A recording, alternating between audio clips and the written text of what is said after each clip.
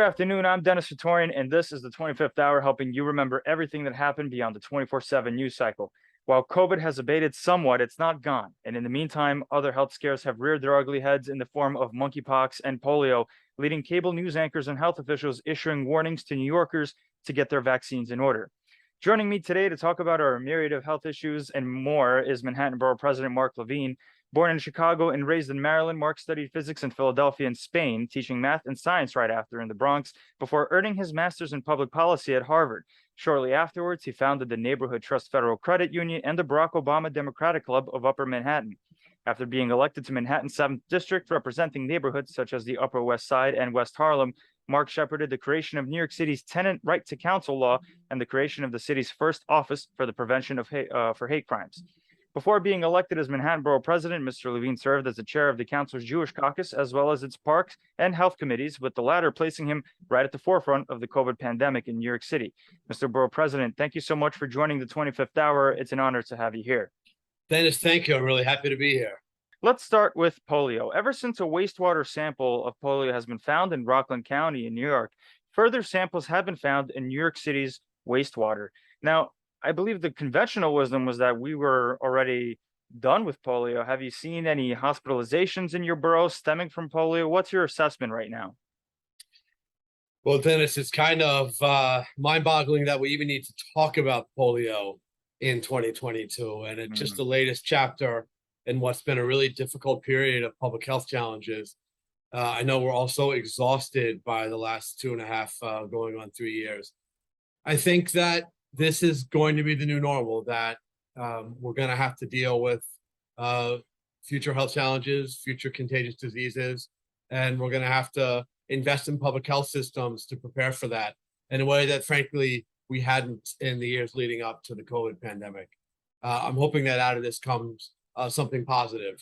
But what we've hit now with polio is the latest reminder of an unfortunate trend of vaccine skepticism or outright anti-vaxxer movements that have now impacted diseases well beyond COVID.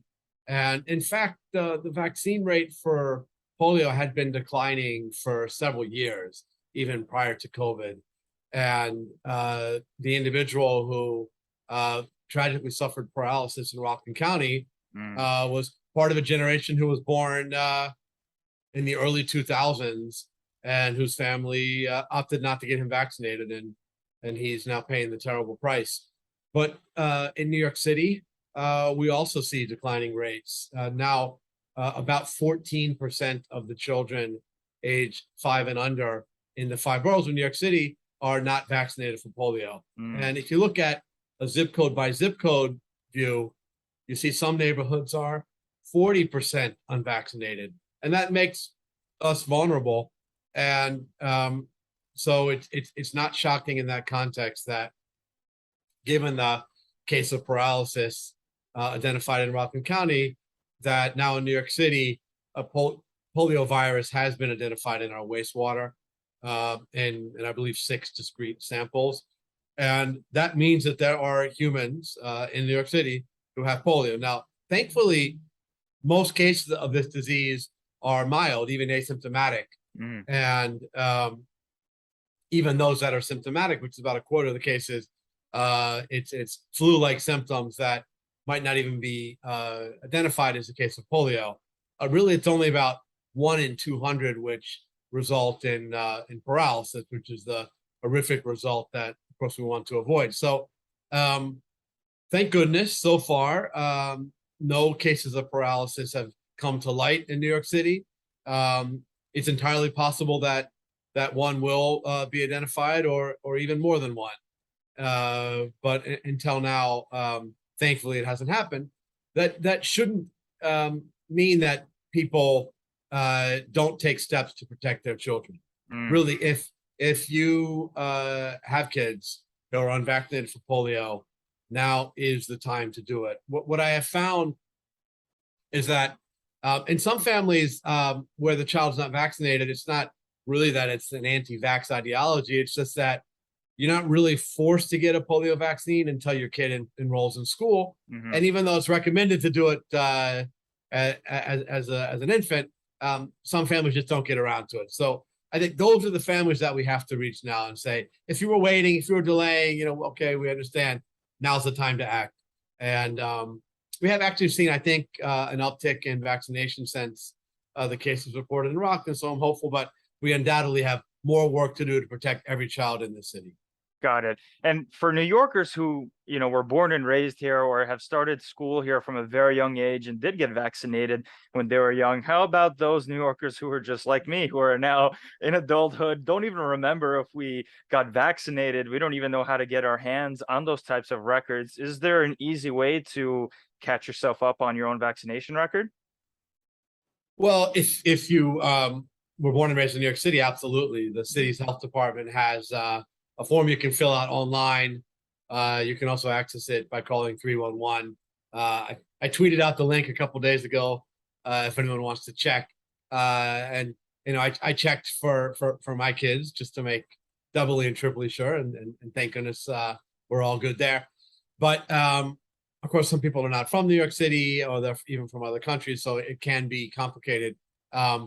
Generally, if you were born in the 1950s, mid 50s or later, it's a near certainty that you were vaccinated for polio in the United States. And if you were really, you're not at risk. There's not a recommendation for booster shots at this point for people who are vaccinated as children. If you're uncertain, you can talk to your doctor, but there's no harm in getting a booster, even if it turns out in the end you were vaccinated. So if you're unsure and you can't find the documentation and you just want to put your mind at ease, talk to your doctor. But really, what experts tell me is there's no downside in getting what could be an extra vaccine, or perhaps it's your first one, you'll be bolstered. But if you are an adult who knows for sure you weren't vaccinated, and there are adults in New York City who were not vaccinated and probably know it or can figure it out, it is definitely recommended that you get the vaccine now. It's not too late. Do it, even if you're an adult. Typically, the focus is on childhood vaccination, but if you're an adult and you know you weren't vaccinated, do it now. We heard you loud and clear, Mr. Borough President. And so, speaking of further health scares, speaking of vaccines, I want to move on to talk about monkeypox. I mean, that's another health scare that seems to have ran the headlines right after things have sort of calmed down after COVID. So what are you seeing in terms of the situation with monkeypox? Have there been an increase in hospitalizations? Are we repeating the same mistakes that we committed at the outset of COVID? So I want to hear your thoughts about monkeypox. Oh boy, it is really frustrating that certainly in the early days of dealing with monkeypox, we repeated some of the exact mistakes that we saw in the early days of COVID. Lack of testing capacity, lack of access to vaccines, lack of treatment options, inequality in who's getting access to all of these services. It just was incredibly frustrating. And it's a reminder that we have much, much more work to do to build out our public health systems. And if we think that COVID was a one-off and that we can go back to ignoring public health, well, monkeypox has already proved us wrong. I would say that there is some good news in recent weeks that we have been catching up. Still more work to do, but we actually start to see about 3 weeks ago cases level off and even start to decline. But we are still seeing in New York City about 50 cases of monkeypox a day. So the risk is still there. These have thankfully not resulted in hospitalization, no fatalities, I believe, reported, but it is not a pleasant sickness. You do not want to get monkeypox. It is very painful.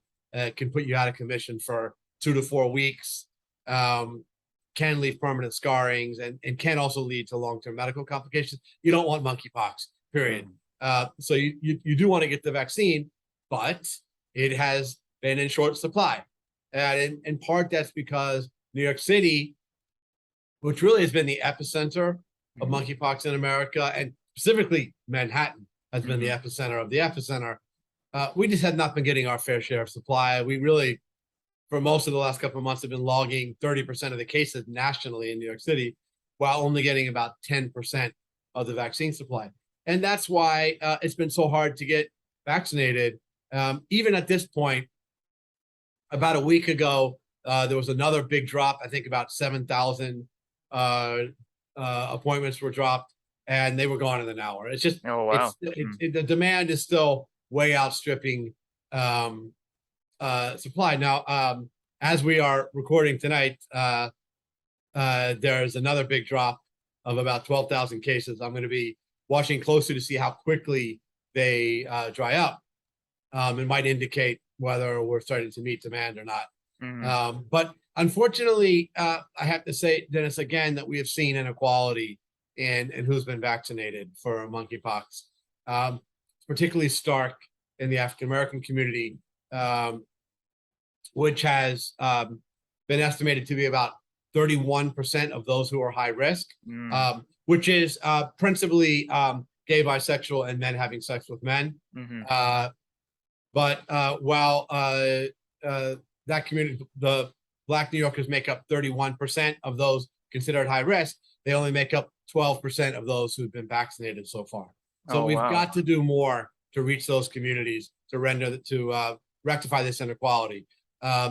But we don't want to completely go to sleep on this yet, because of the number of daily cases, because of the number of people unvaccinated, because of the inequality and access so far. So while I think we're all breathing a sigh of relief that the number of cases is stable and dropping, still more work to do. Are we seeing an even-handed response from the medical community pertaining to the LGBTQ community? I mean, a lot of comparisons are being made to the way the government has handled HIV and created such a stigma within the gay community. Are we seeing a better response this time around with monkeypox? As you mentioned, one of the key demographics being disproportionately affected by monkeypox is the gay community. So are we seeing that a better response from the medical community here? Well, I think compared to the willful and criminal denial of the early 1980s, as the HIV/AIDS crisis began to hit New York and the country, I think we've certainly made progress. But I'll also say that it's hard to ignore the fact that this country was slow to respond to monkeypox, a disease that, again, impacted a marginalized community, which is the LGBTQ community. And I think everyone in public health has struggled with this question of wanting to avoid stigmatizing gay and bisexual men, but also wanting to be clear who's at risk. And it is both true that anyone can get monkeypox and anyone can spread it. But at the same time, the vast majority of the spread has been happening within networks of men having sex with men. So that's a little bit of a nuanced and balanced message. And I'd say that it probably took public health leaders a little bit of time to get that right. And sometimes for good reasons, because again, they didn't want to stigmatize anybody, but we have to be clear about communities that are at risk. And I think we've made progress on that front in recent weeks in getting the right messaging out. But we're not out of the woods yet, and so I hope people still take this seriously. And speaking of progress, I mean, we're a little strapped for time, so I want to make sure that we address COVID. If I walk down the street, it seems as if we're definitely not where we were 2 years ago, and maybe not even a year ago. I feel like I walk down the street and I don't see people wearing masks as often anymore. Even in the subway, it seems like there's a reduced compliance rate of wearing masks. So how do you feel about where we're at right now in terms of COVID? Have mutations been on the rise?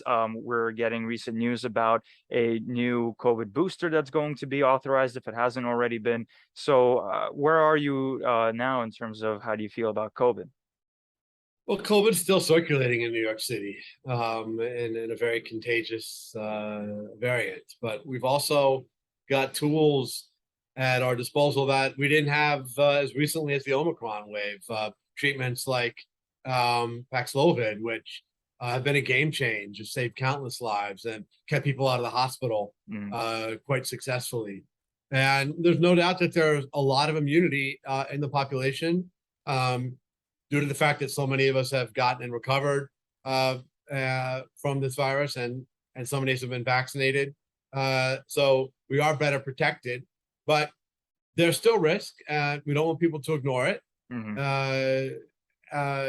But I think that we are no longer in the kind of acute crisis stage that we have been for much of the past 2.5 years.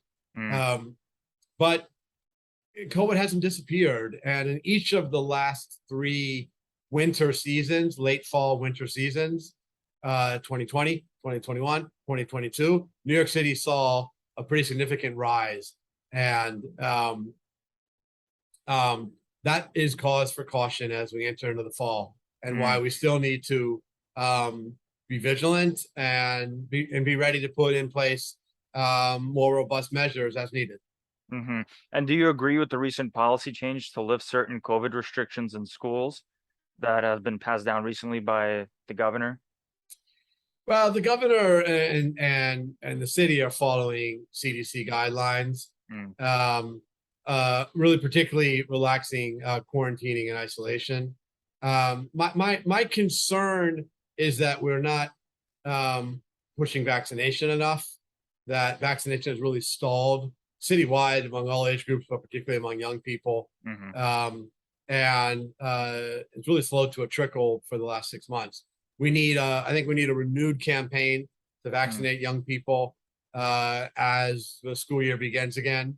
That's going to be really critical to protect people in a time where masking is not mandatory in schools, where the isolation protocols are less intense. So I think we still have work to do to keep kids safe in the schools, but thankfully the threat level is not what it was in the worst days of the past 2.5 years. So how do you feel your time as chair of the council's health committee has prepared you for the recent health scares in Manhattan?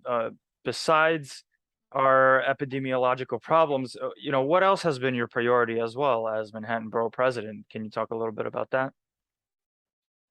Well, I'm going to be a public health warrior for the rest of my life. And I think whatever job I have, and I think it's going to be a challenge for society for years to come, which I've spoken about. But as Manhattan Borough President, it's only one of many priorities I have to focus on.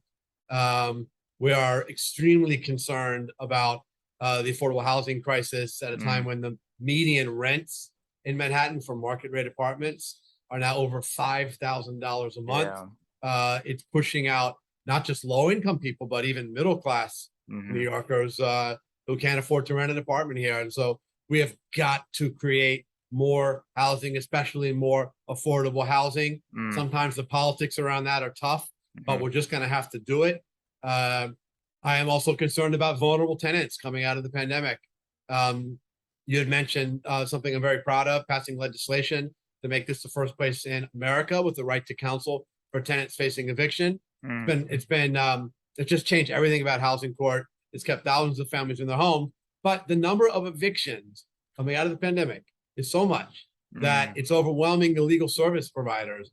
And there are thousands of tenants who are not getting their right to counsel fulfilled. And that's undoubtedly leading to evictions, which are on the rise. So still fighting for tenants for sure. And then I'll just mention very quick what we're doing on climate and resiliency. I really want Manhattan to lead in the race to carbon neutrality. And I want us to deal with the climate change that's already here. We are a small island on the edge of the Atlantic, and we're vulnerable to storms and flooding and even heavy rain events, heat waves and more. And we've got to do more to protect this island. So a big agenda, but it's been a great 8 months so far. And I feel really fortunate to be in this role at this time. And a lot more to come. Mr. Borough President, we have a lightning round of just a couple of topics to end our time here. So I'm going to begin just by mentioning, how have you been dealing with the immigrant busing issue from Texas to New York? Dennis, I was at the Port Authority bus terminal this morning. We had a record number of arrivals today. About 250 asylum seekers came on buses this morning. Women, children, men, mostly young people, young adults. I'm just outraged by the way they have been treated prior to coming to New York City, by just the heartless and cynical actions of Governor Abbott in Texas, treating these people like pawns. But I'm also really proud of how New York is rallied. What I saw at the Port Authority bus terminal today was a really impressive operation to help connect arriving migrants to medical care, to food, to shelter, to family services.